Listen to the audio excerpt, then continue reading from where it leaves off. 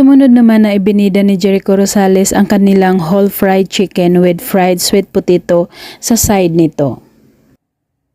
Oh my gosh, my favorite chef! Hi. What's up, chef? This is our newest fried chicken. Yeah.